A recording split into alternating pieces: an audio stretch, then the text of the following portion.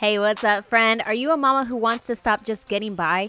Maybe you're motivated to grow yourself in your motherhood, your marriage, and you want it to bear fruit. Or maybe you want to stop letting the mom guilt, the shame, the limiting beliefs, and lies. I mean, amen. That's me right there, sister. And start stepping into the woman and the truth that God has created you to be.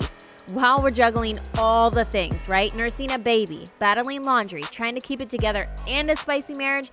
But where the heck do we start? Hey friend, you are in the right place. I am here to hold your hand through this journey because I believe when you're ready to take control of your life, beat the limiting excuses, and step into the woman God created you to be, you can not only survive, but you can thrive. But you're gonna have to show up for yourself. It's time for me to tough love your way through taking self-care seriously, investing and growing in your marriage, and owning your motherhood, and getting rid of those excuses because the glory is in the journey. It's in the mess. In this podcast, you'll find navigating mom guilt, mindset, and marriage strategies, and everything in between, with no fluff and lots of fun. Let's go.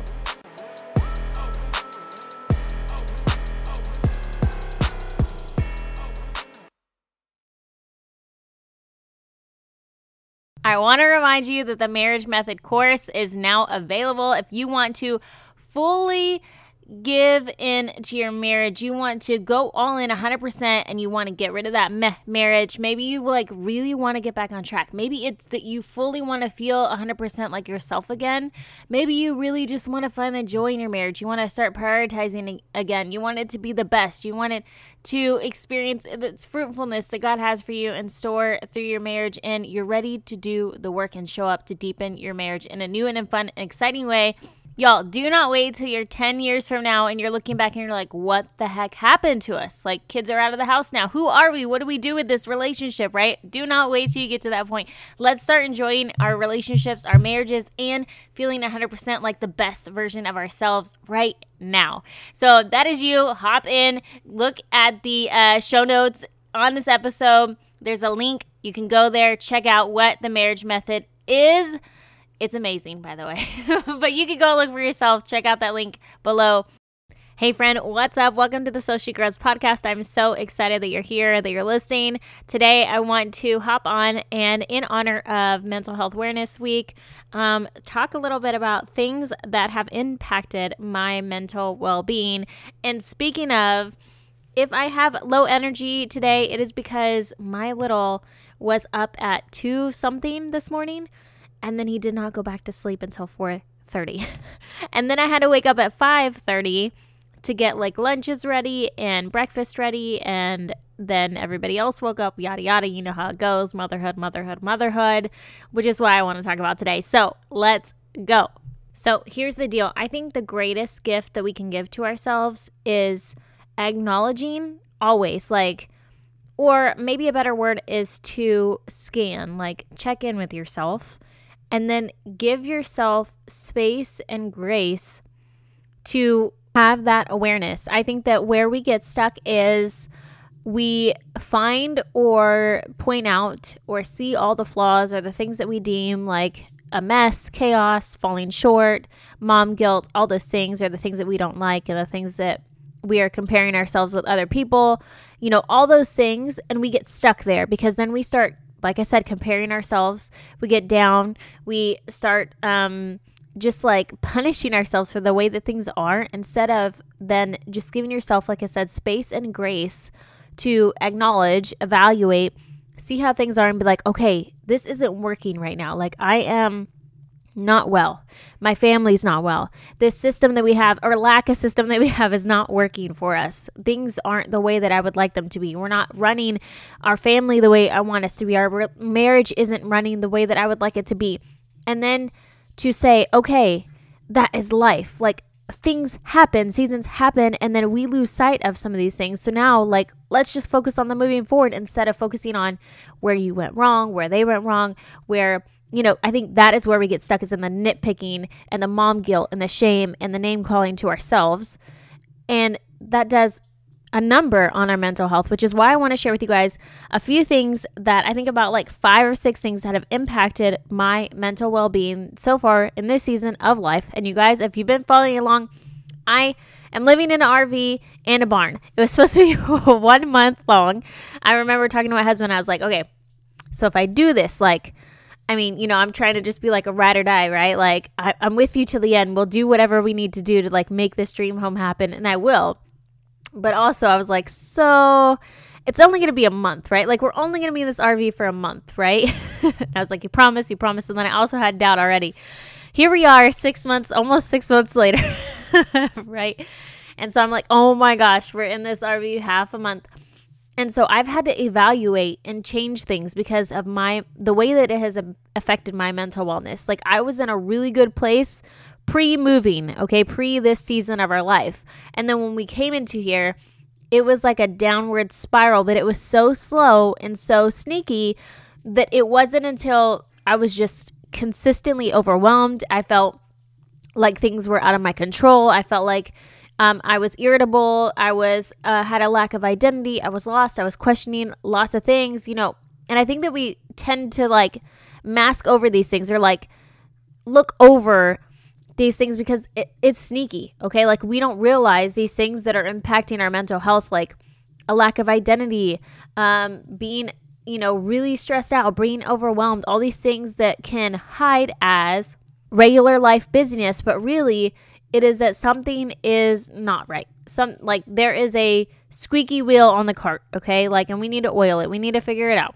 And so, and we all have different seasons and transitions that are triggering for different things that affect our mental wellness. And sometimes it's that we have a toddler and we have transitions going on, whether it's in the home or in the workplace or whatnot. And so we're sleep deprived. We have lots of neediness, right, from little ones and lots of things that we're being pulled in all these directions. And then we're like, but wait, where do I fit in? And so that is what I want to talk to you guys today is you need to fit yourself in first. If I didn't learn this any other time, I've definitely learned it now.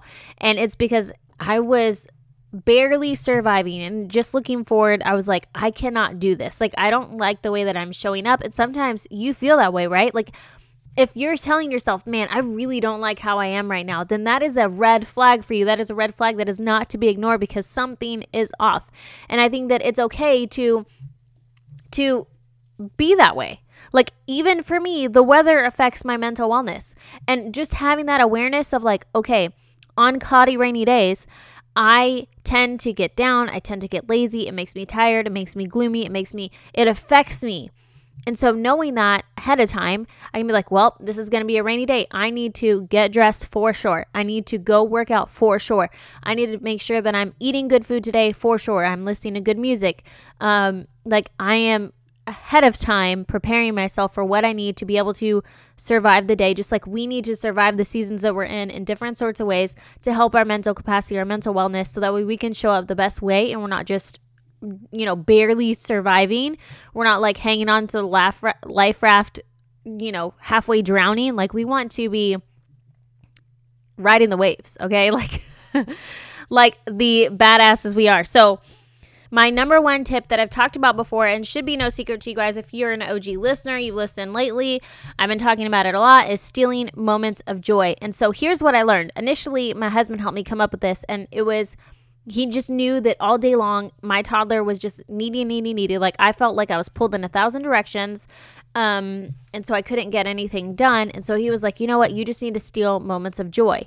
So, you know, when I am doing a Bible study, you know, or doing my devotional while he's napping, like, I'm turning on music, I'm having a nice cup of tea, I'm like adding normal everyday things, I'm adding a little spice to it to make it nice for me, right? Or I'm taking 10 minutes to like go outside and do something fun, or, you know, whatever it is. Like, I am stealing those moments of joy just for me, whether it's like he's napping, so I'm going to go sit down, have some cookies and peanut butter and, like, you know, do something nice, or do a face mask, or take a shower by myself, put some music on while I'm taking a shower, something that will spark joy in me that is just for me in little nuggets of time throughout the day. So I did that. And then I was like, man, you know, we tried this for weeks, and I was like, okay, it's helping me get through the day. But then I realized it wasn't the complete solution for me. Because when you have all these needs and you're putting everybody's first, right? Like, you still need somewhere to pour out. And I think this is where resentment comes, because our spouses sometimes are outside the home. If you're a stay-at-home mom, a huge struggle for me as a stay-at-home mom is, you know, idealizing the fact that my husband gets to go out into the world, have adult interaction. It seems, less taxing, although it probably is, equally, just in different ways. And here I am, like, taking care of needs of the dogs and, our old dogs who need to go out all the time. Seems like every time I sit down, something happens, right? Like, so I don't have a moment to myself. So these moments of joy were getting me through the day in a happier way. But again, it wasn't something that was helping me feel like me or that was fulfilling to me. Like, I need something just for me. And so then I realized, okay, these small moments of joy are good for the day to day. But long term, I need an outlet. Okay, like, I need something to take my stress out on, something that is just for me, that helps remind me of who I am, what I love, that is just simply selfishly for me. So then I thought of and created a list of things that I want to do for myself, that I find fun, that are a hobby, that is something just for me. What is it? Anything. So I want you to think about that. Like, what is something just for you that helps you feel more like you, that brings joy to you, that you enjoy doing, that's selfishly just for you? And then I was like feeling really down about this because in the season that I'm in, I can't do a lot of those things. Like, I have a toddler during the day. I can't just drop him off somewhere. I don't have a sitter during the day. I don't have a nanny. And most of those places that, you want to go to don't have childcare of any sorts. So then you narrow it down to, okay, what can I do in this season? What can we make in this season? And then you simply have to talk to your spouse about it and be like, hey, I really need to prioritize and make space for time for something for just me. Because if not, like, I don't like the person that I'm turning into. Also, sharing, like I said, the benefit of what that does for you guys as a family and what that does for you guys as a couple will help them want to make and create that space for you as well and encourage you, because they're going to see the benefits. And so my husband suggested going to the gym, and I resisted. And I was like, no, I don't want to do that. That's my only option right now. Oh my gosh, that sucks, right? So then I thought, it took me a few days to chew on it. And I was like, you know what? There's childcare at the gym. There's a sauna at the gym. There's a pool at the gym. There's a jacuzzi at the gym. I can also work out at the gym, right? And so it gave me a space. This is what sold me, is that I could work at the gym while my kid is in the kids center, right? Okay, like, I don't have to work out. I don't have to necessarily go there to just work out. And so I was like, yes. And so that has been my outlet for this season, is going to the gym, because it gives me time and space to be by myself, for him to go. And he loved it. Like, once I took him and he played, and I was like, oh my gosh, he's thriving. He loves doing this. And so then I was like, okay. And you feel less guilty about it. I think that is the biggest thing, is that we feel guilty about taking time away from our family because we want to genuinely pour into them. We feel guilt and being pulled in all these directions. Every waking moment we need to spend with them, we need to be pouring into them. But the truth is that you can't give what you don't have, right? So if I don't have like time for myself, then I have a lack of patience. I can't give to them. I have a lack of focus, right? Because when I'm with them, I'm also thinking about the bajillion other things that I need to get done, right? So I'm looking on my phone, I'm checking my email. I also am probably scrolling on Facebook when I'm with my kids, because I don't have any time to just relax. And so if you think about it that way, then you can give yourself that space, because you're like, oh wow, like, if I spend 30 minutes to an hour, 2 hours away from my kids, then I'm able to actually pour into them the way that they want to be poured into. I'll pay attention because I'm not deprived of, time to myself or exercise or work or blah, blah, blah, right? You've already done that. You've given yourself a space to do those things, whatever it is you need. And then when you go and your kids want to play with you, you're more likely to do it joyously, undistracted, because you've given yourself the space and the grace to be poured back into. So my takeaway for number 1 is steal moments of joy throughout the day.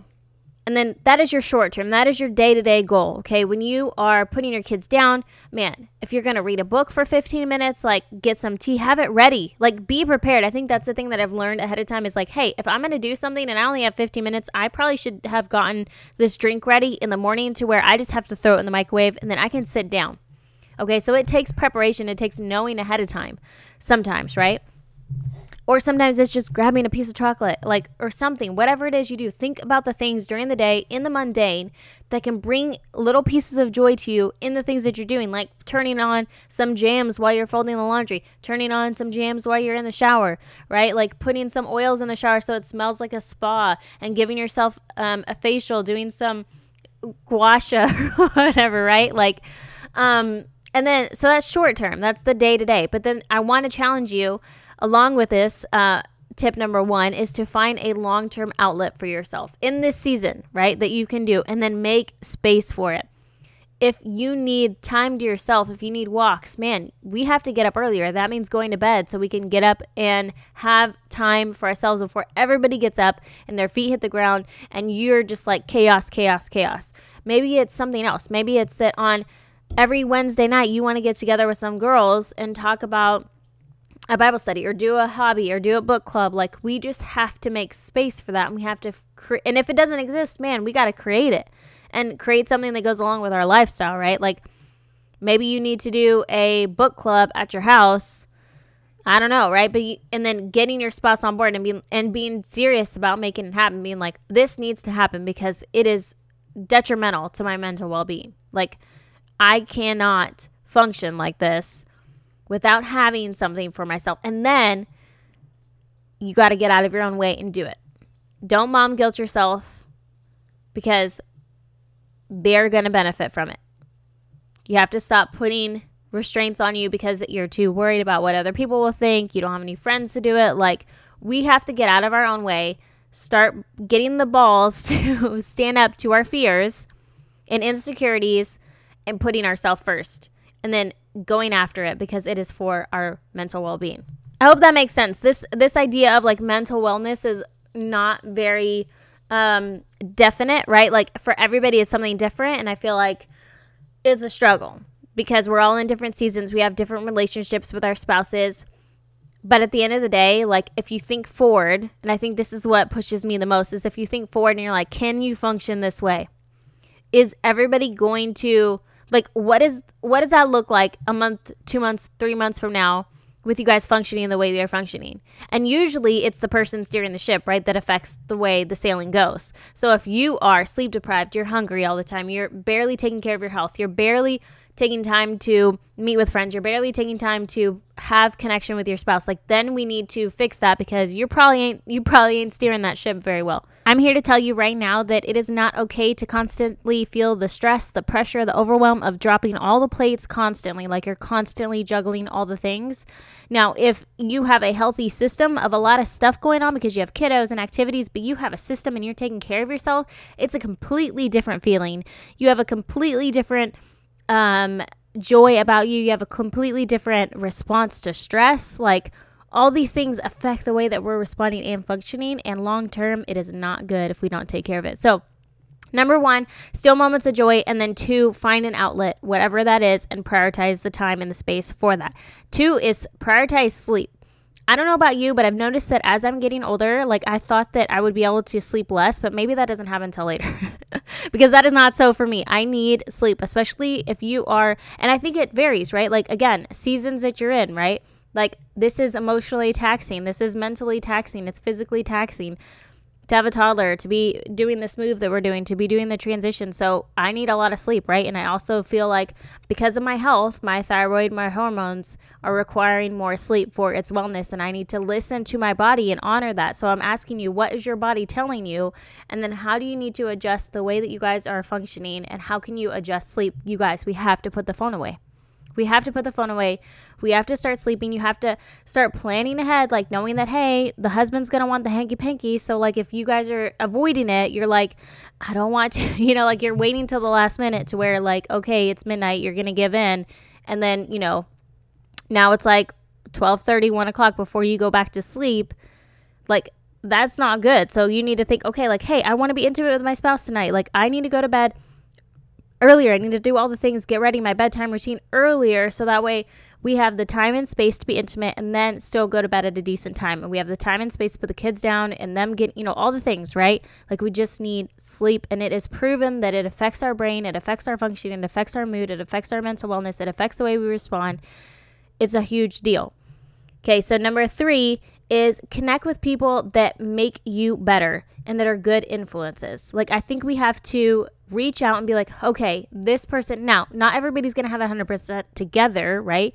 But we are the people that we spend the most time with. So if you're around people that are having broken marriages, like, and you're really trying to focus in this season on building your marriage and enhancing it, making it thrive, like maybe let's not spend a ton of time with those people, right? Like, or we want to be around people who help us to be closer to God, who help us see the bright side of things, focus on more gratitude. Like, you need to intentionally seek out those people. And I found that even the people with the best intentions, right, especially social media, the people with the best intentions still can negatively impact you, because if you are comparing yourself, you're finding yourself in this comparisonitis with them, constantly saying, man, I wish I could be more like them. I wish that I could show up like them. I wish that I could respond the way that they do.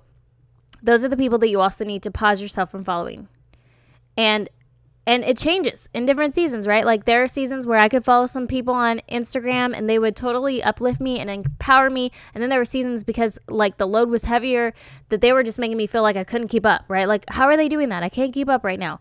So then you just say, you know what? Like, for now, it has nothing to do with them. Like, it has nothing to do with them. And you can't take it personally. Like, you just got to do you, boo. Okay. Like, you have to start guarding your heart and your mind, and just knowing that it's for the greater good, okay?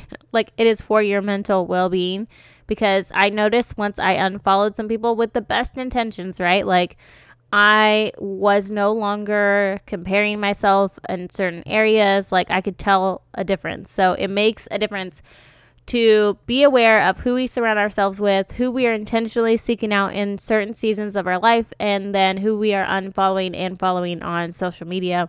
Okay, and then the fourth thing that I did that helped my mental well-being is being more open with my husband with my struggles, even if I can't understand them. Getting them out there, and even if you struggle with this, like, if you know that maybe you need to have a clear idea of what it is you're going through to explain and communicate that better, like that's just what your spouse would need and would respond to better, then journal it out. Like, chew on it and journal it out for days. And then once you can see like a common theme or something, then you can go to him with it. But for me, putting it out there and letting him hear some of what I'm thinking helps me piece together and make sense of what I'm feeling.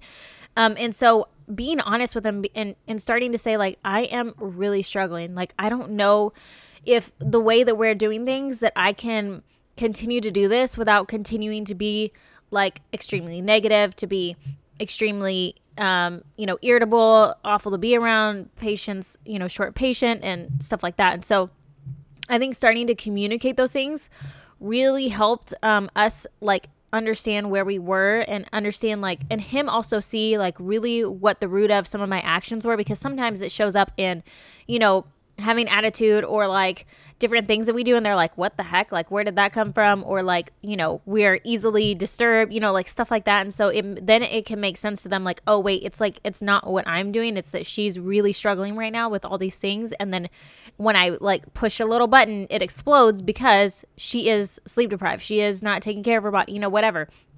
And then you guys can figure out what you need to do from there. But I think that was the biggest thing, is starting to be open with my spouse about how I'm feeling, how I'm doing, and being really honest. Like, man, like there are times where I thought that I needed, to go to therapy if I couldn't find some sort of outlet or way to get through some of other things, like childhood traumas or,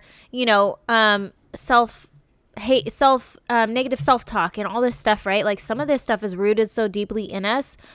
And like, you just can't carry that burden on your own. Like, you need the Lord, but you also sometimes need a third party to be like, hey, like, this is how we manage this, right? And so I think being honest with somebody, especially your spouse, because they are your partner, they are your teammates, and they should be able to then understand how important it is for you to come up with a system and to prioritize yourself. And if they don't, then sister, we got another problem, right? Like, we can talk about that at another time, another day, but like, if you are very clearly communicating that you are struggling, you need help, like, they should not be taking that lightly. Let me just say that, okay? And they should be coming alongside you to help you thrive in the best way possible, even if they don't know how. Like, just being like, I don't know how to help you, but like, I'm with you. Like, how can I pray for you? How can I like make your life easier in the ways that they know how, okay? Like, that is true partnership.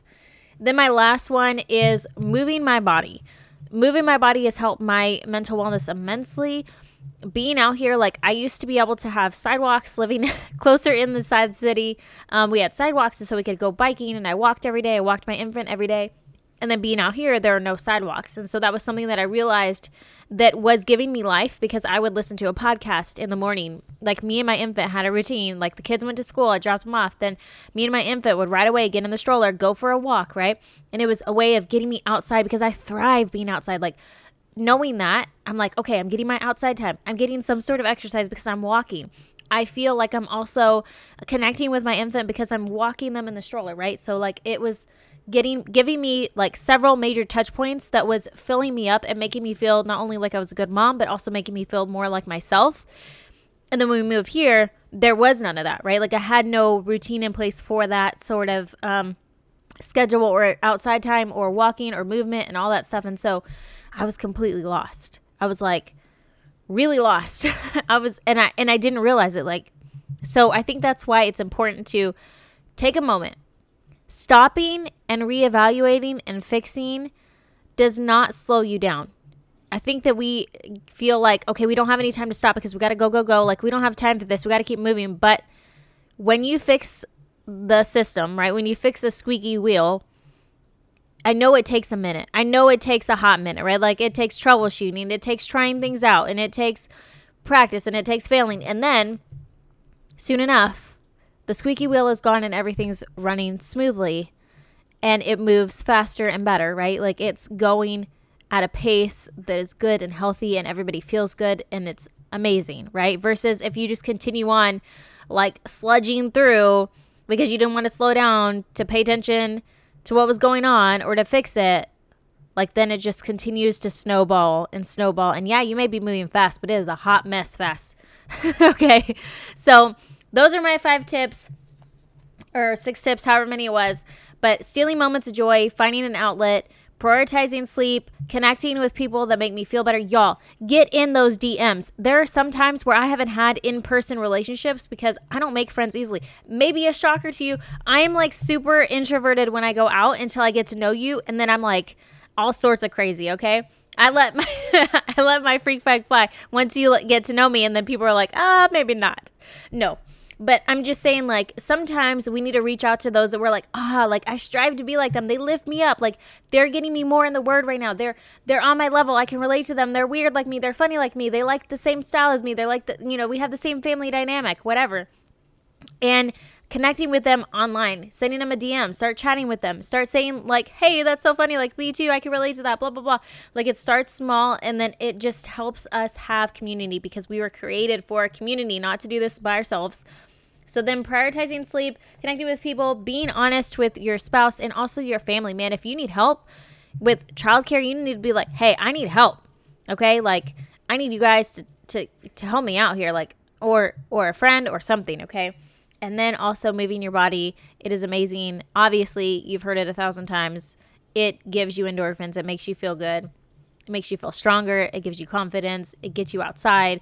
Like, so many benefits to just moving your body in any way, shape, or form that you feel good. Y'all, I put on rollerblades again. I would take the stroller to the park. I'm just like jamming. I feel like I'm in the 90s again, right? Like, I'm in the roller rink, and I'm trying to figure out how am I going to get back to the roller rink right now without these 10-year-old kids looking at me like I'm a weirdo, because I miss those days. So rollerblading through the park gives me some of that of identity that we lose as we get older. And that's okay, right? Like, it's good to pour out for our kids. It's good to be in these seasons of like,